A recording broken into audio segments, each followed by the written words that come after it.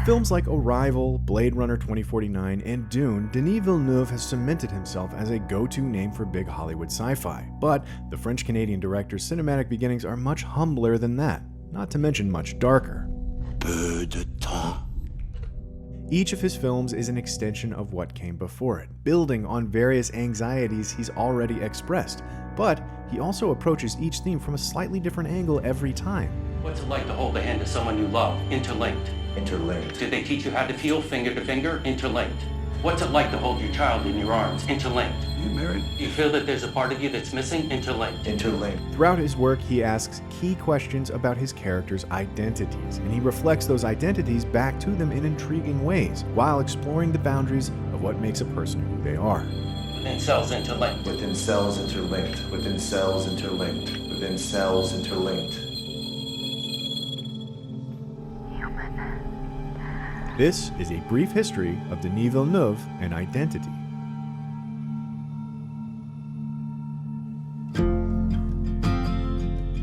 By the time Villeneuve made August 32nd on Earth, his 1998 debut, he was already a father, and the film's plot revolves heavily around decisions that go into having a child. It opens with a woman, Simone, falling asleep at the wheel and veering off the road. The moment we meet her, the first thing she does is drift outside the boundaries laid out in front of her, forcing us to ask who Simone is when all we know about her is her trauma. The film's title refers to a bit of magical realism that goes unremarked upon. The day after the accident is August 32nd, and the rest of the film takes place on August 33rd, August 34th, and so on. As if Simone is trapped by her trauma and unable to move forward. When she walks away from the accident, the focus of her life shifts dramatically to wanting to have a baby with her best friend Philippe, a man already in a relationship. The trauma that almost killed her puts the emptiness in her life into perspective, and she wants to fill that void with something or someone. Philippe isn't opposed to Simone's plan to help her conceive and to not be involved with the child, but he also seems uneasy about cheating on his girlfriend, worried that who he is and what he does might be one and the same. Philippe eventually backs out of the plan, breaking up with her via a letter after raising her hopes. Although when he feels guilty and tries to apologize over a payphone, an unrelated group of ruffians gets out of a car and attacks him. A trauma that results in him falling into a permanent coma. The film, after flashing up August dates over and over, finally moves into September now that Simone can no longer have a baby with Philippe. Though while this tragedy indirectly frees her, it also begs the question, did Philippe's actions define him to the point that he deserved what happened to him? There doesn't seem to be an answer, only the cosmic chaos of Philippe's decisions leading him to the wrong place at the wrong time. Continue à pas nous voir comme si on était des fantômes. On est complètement translucide. Je veux que tu deviennes transparente. Hein? Là, je veux plus te voir, toi. Like August 32nd, Maelstrom deals in magical realism as the story is narrated by a fish about to be gutted.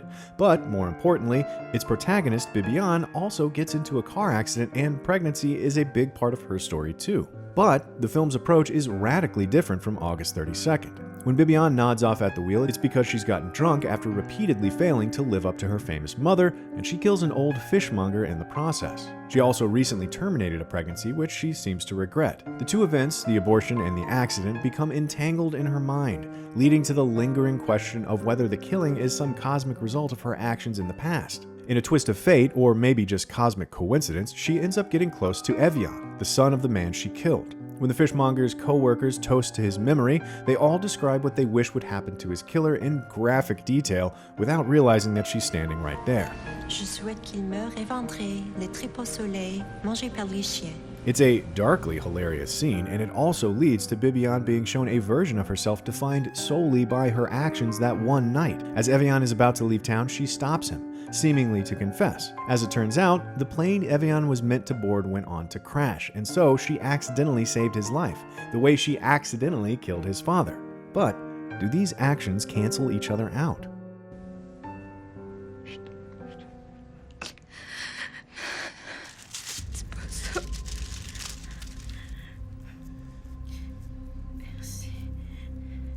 Polytechnique retells the real tragedy of the 1989 Polytechnique massacre from several fictional points of view. However, the one real character is the shooter himself, and the film prominently features his suicide letter, in which he lays out the reasons for his killings and why he targeted women specifically.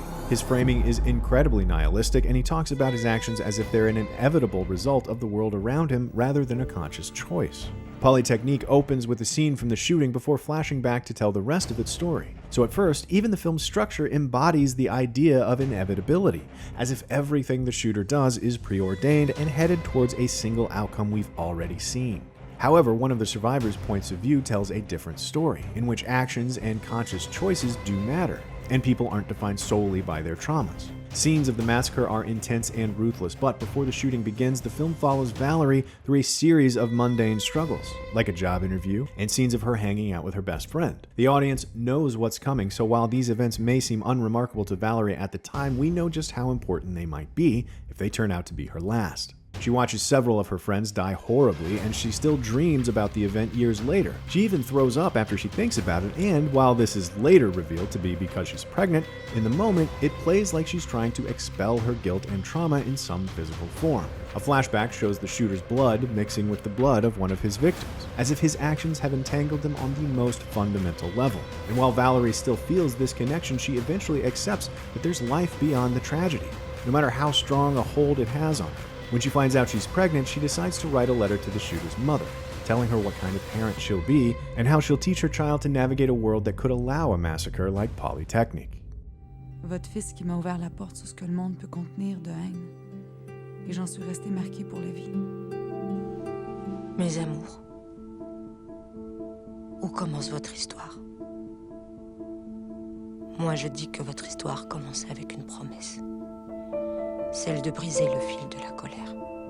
Parenthood and the generational ripples of violence remain central in Villeneuve's fourth film, the French and Arabic language Ansandi, in which Canadian twins John and Simon discover their mother's past after she dies. Les gens qui sont partis ont changé d'identité. Their mother, a Christian Arab refugee named Nawal, leaves behind a pair of letters for them to give to their father, who they thought was dead, and an older brother they didn't know they had, which leads Jean back to Nawal's war-torn home country in the Middle East. Scenes of Jean revisiting the country in modern day play out side by side with Nawal's flashbacks, with little by way of period-specific details to differentiate them. The mother and daughter duo dress similarly, and they also wear the same crucifix necklace, so each time the film cuts back and forth between them, it's initially hard to tell whose story is playing out on screen. That may be part of Villeneuve's point, since the film is about how war and violence can ripple through time and across generations right from the moment you're born. Nawal's story is one of both love and violence, from the love that gave her her first son, to the violence that killed the boy's father and took her son away from her, from the violent assault by a prison guard that led to her second pregnancy, to her love for the twins she raised as a result. No matter how the twins examine their part in the story, their identities are fundamentally defined by both these things: the violence and trauma throughout their mother's life, and the love she managed to find despite this, each giving way to the other, one after another in an endless cycle. Il faut que vous compreniez que cette période est une succession de représailles qui s'emboîtent l'une l'autre dans une logique implacable. This is a pattern that repeats itself. Comme des additions. Throughout history.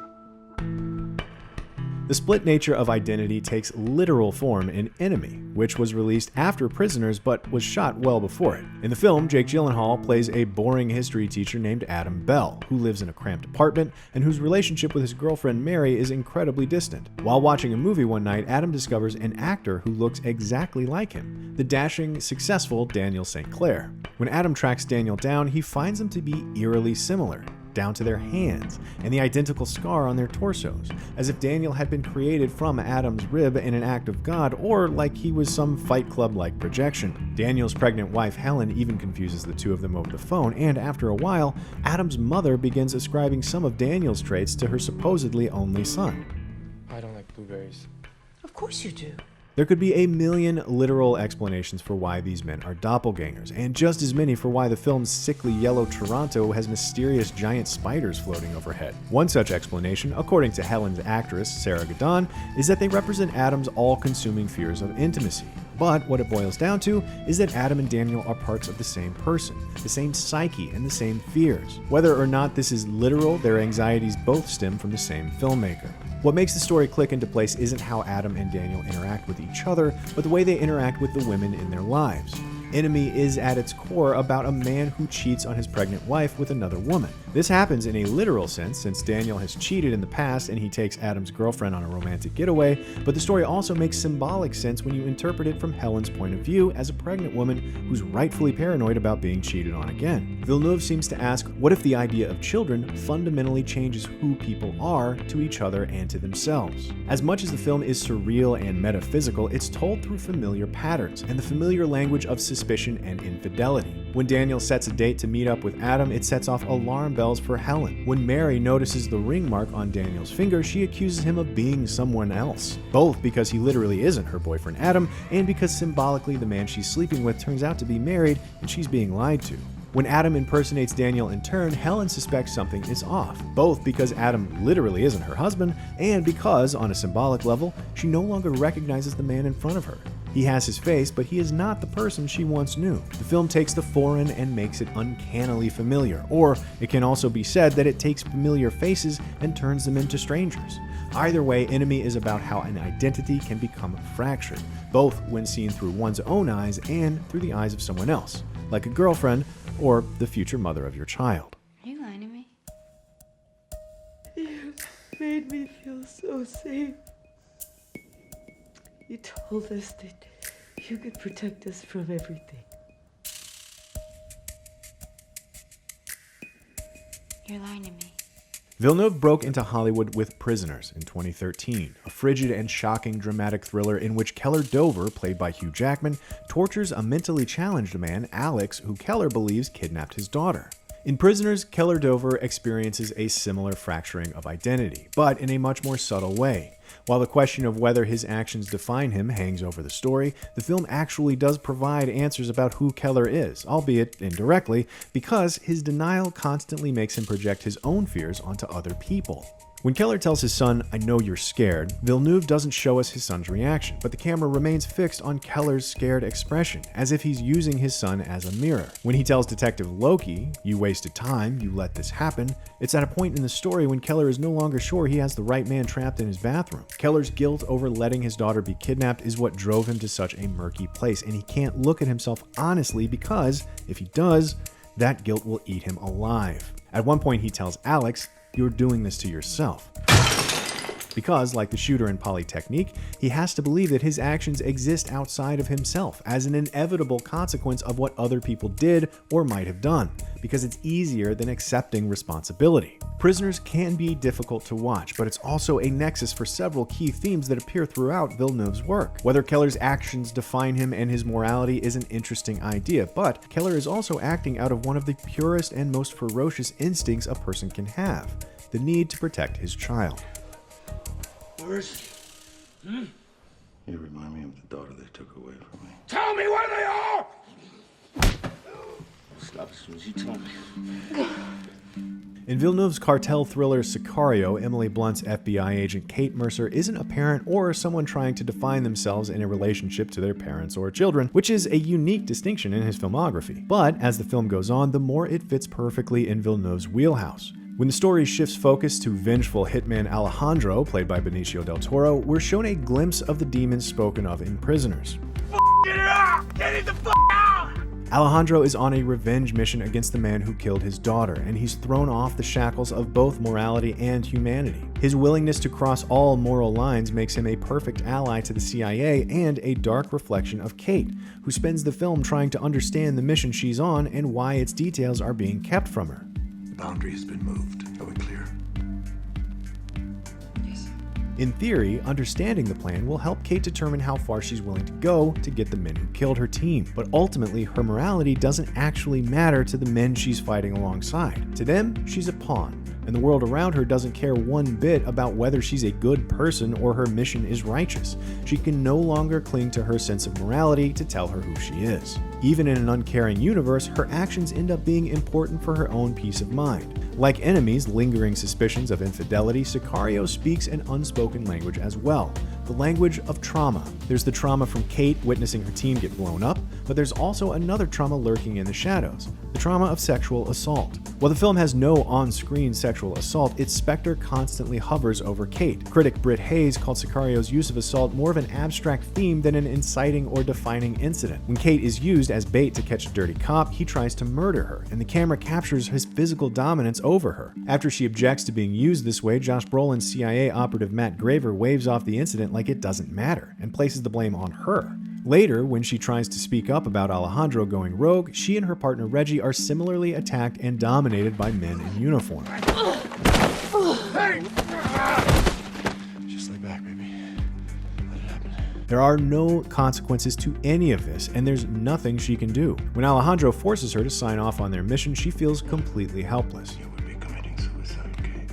At this point, Alejandro is no different from the shooter in Polytechnique. He frames his violence as inevitable and shifts the blame for what he might do onto her. This is the land of wolves now. Although, at the end of the film, Kate also points a gun at Alejandro. It's her only option to stop him from getting away scot-free, and everything that transpired in the film has told her the exact same thing, that following rules and structures doesn't matter, and that the morality of her actions is completely irrelevant. And yet, even in the face of all the trauma and blame that she's endured, she still chooses not to pull the trigger. She makes her actions and their morality the most important thing in the world, because ultimately, they separate her from men like Alejandro. They separate her from the demons. What you saw up there was Alejandro working toward returning that order. We don't know if they understand the difference between a weapon and a tool. You can't do this. It's more complicated. How is it more complicated? By this point in Villeneuve's career, it's hard not to spot the patterns, so a film like Arrival feels even more meaningful upon rewatch. When you already know its various reveals, when you can already see the whole story in front of you. The plot is about a mysterious alien invasion, and about linguist Louise Banks trying to decipher an alien language. Her methods help deconstruct various facets of human culture, like how language wires the way people think. But at its core, the film's story is about human experiences that can't easily be put into words. Specifically, the fear of losing a child, and trying to rewire your brain to fully understand that this fear will never go away. Louise becomes burdened by the moral dilemma of what to do with this knowledge. She doesn't seem to have the power to change the future, but she does have the choice of deciding whether her daughter's life, and her own life as a mother, will be defined by inevitable tragedy or joy. Like with Enemy, there are countless literal interpretations of the how and why of Louise's abilities, but Arrival's theme of a parent coming to terms with the fear or guilt of losing a child feels like an extension of the stories Villeneuve has already been telling. This same fear drives characters like Keller and Alejandro to vicious violence, but Louise accepts this fear as a natural, if difficult, part of parenthood. If you could see your whole life from start to finish, would you change things?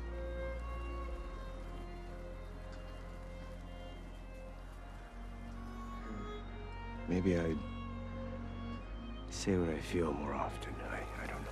I'm so happy when I'm with you. You don't have to say that.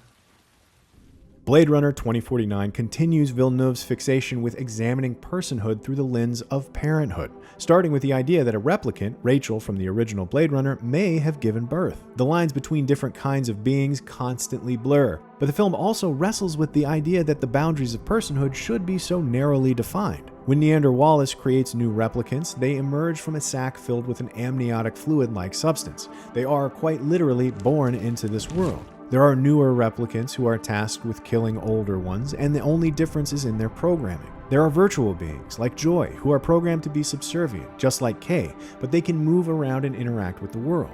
Some can even form relationships. There are human beings with cybernetic enhancements. And then there's Rick Deckard, who's either a human or a replicant, depending on which version of the original Blade Runner you watch, though in some of them, and in this film, the answer remains ambiguous. It doesn't matter, and it shouldn't. So, with Blade Runner 2049, Villeneuve asks what truly makes a person. Is it having children, or how you were born? Or is it how you die? Kay eventually does die for a cause, and his death is wholly independent of how he was born. But then again, Joy also dies in the film, and she dies a senseless death without any greater meaning. But her death feels real to Kay, and as real as any human death. So neither how you're born nor how you die seem to be as important as the fact that you are somehow born, and then you somehow die. That for a brief moment in time, you exist. If that's true, then everything that happens in between is what makes you human. And what defines a person isn't just what they do, or just what they experience, or even just what they remember. But personhood may just be some combination of all of those things. In Villeneuve's films, people can be the emptiness they try to fill. They can be their guilt, their denial, their trauma and their love, their hatred, their actions, their morality, their mortality. People can even be the search for themselves. Who someone is and what being someone even means is at the center of Villeneuve's work, and it never has an easy answer, but it's usually defined by the way people struggle to see themselves outside of what the world has made them, and how that struggle in turn shapes the world they create through their actions. Two little girls. It gotta be worth whatever little rule you gotta break. You did this by the book, right? Of course. How's it feel? Killing your own kind. Tu te sens coupable parce que t'étais pas là quand elle est morte? Tu te sens coupable parce que t'étais là quand t'as lu son accident?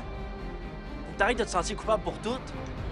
Within cells interlinked, within cells interlinked, within cells interlinked. Et vous, qui a tué, sera tué. We're done. Thank you, sir.